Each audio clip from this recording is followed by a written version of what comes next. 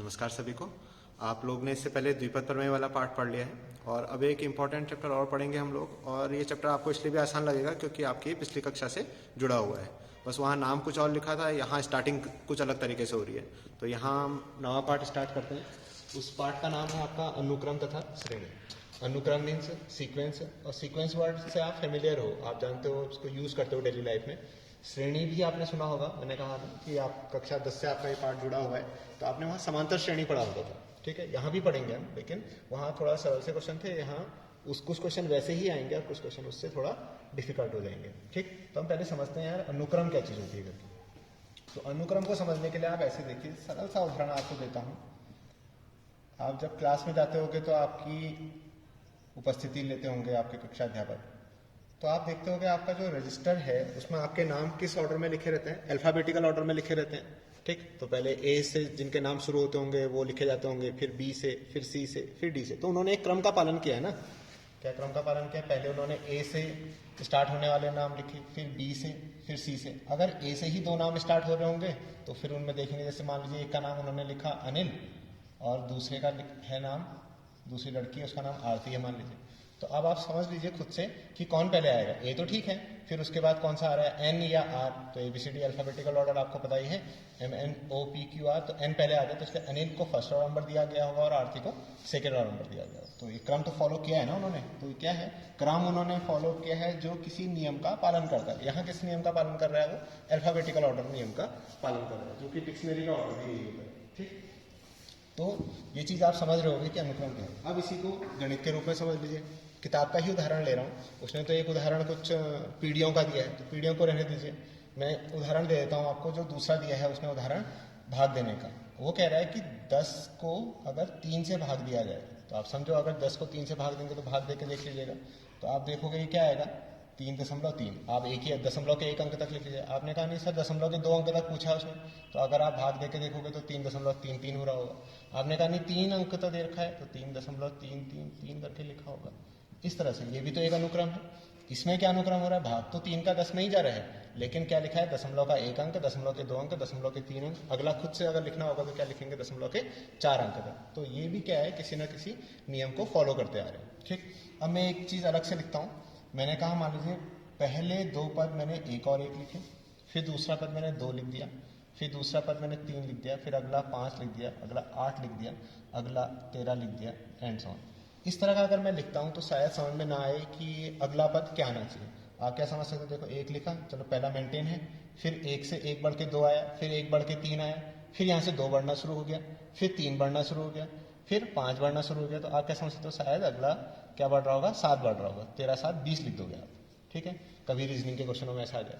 लेकिन मुझे पता है अभी कि मैं क्या समझाना चाह रहा हूँ, तो यहाँ 20 नहीं आ रहा होगा। क्या आ रहा होगा वहाँ देखिए, यहाँ क्या हो रहा है, पहले 2 पद वो खुद एज्यूम करेगा, मानेगा कि पहले 2 पदों को आप 1 1 ले लीजिए, और अगला जो पद आ रहा है वो पिछले 2 पदों का योग है। 1 और 1 का योग 2, फिर अगला पद पहले 2 पदों का योग, तीनों का नहीं, पहले 2 पदों का योग, 2 और 1 का योग 3, फिर अगला 3 और 2 का योग 5, फिर अगला 5 और 3 का योग 8, 8 और 5 का योग 13। तो 13 और 8 का योग क्या आता है, 21। अब आप क्या समझते हैं, मैं तो सही सोचा था उसको, लेकिन एक्चुअल में ये रिजल्ट है। तो ये क्या कहलाती है, फिबोनाची सीक्वेंस कहलाती है।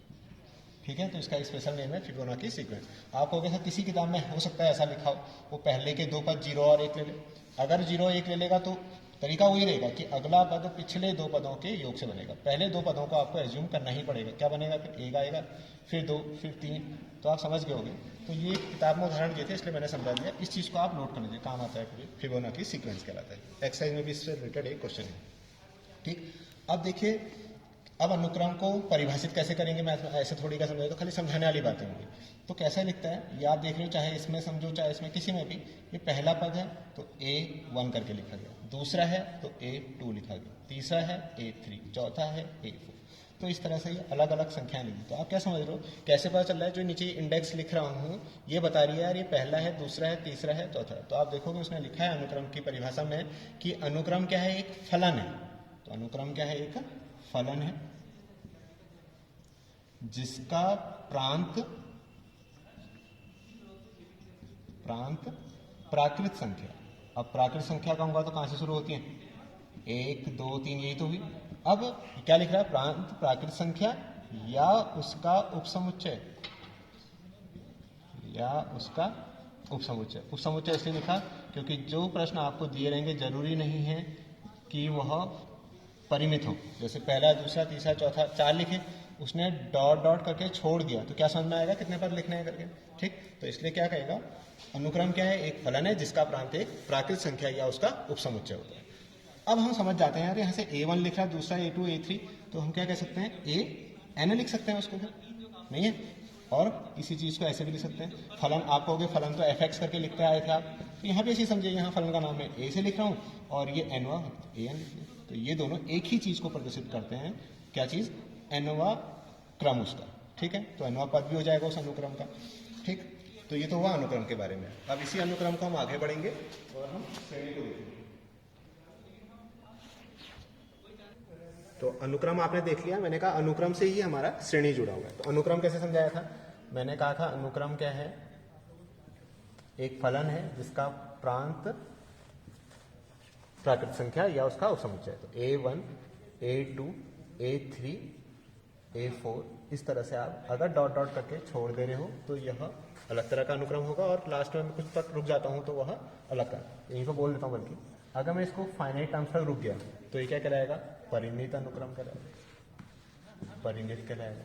लेकिन अगर ऐसा लिखा है कभी A1, A2, A3, A4, dot dot dot करते हुए कहीं AN लिखा है और उसके बाद भी डॉट डॉट बना रखे हैं, इसका मतलब यह कैसा है, आपका अपरिमित अनुक्रम है।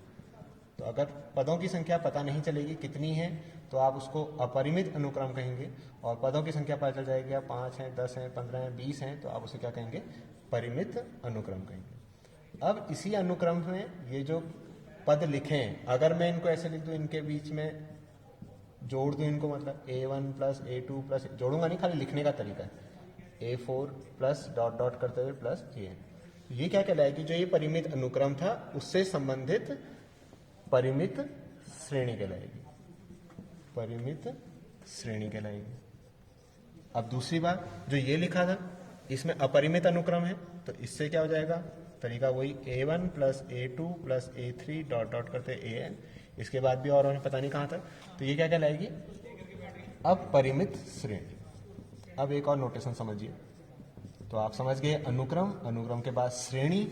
अब क्या हुआ, इसको जो नोटेशन है, ये सब क्या है, पद आपस में जोड़ रहे हैं, तो इसके लिए क्या यूज किया जाता है, एक ये सिग्मा बोलते हैं इसे, और आप ये सम के लिए यूज हो रहा है, इंग्लिश के हिसाब से कहूँ जोड़ के लिए, सम के लिए, इसलिए समेशन भी कह सकते हो। नोटेशन का नाम कहोगे तो ये सिग्मा है।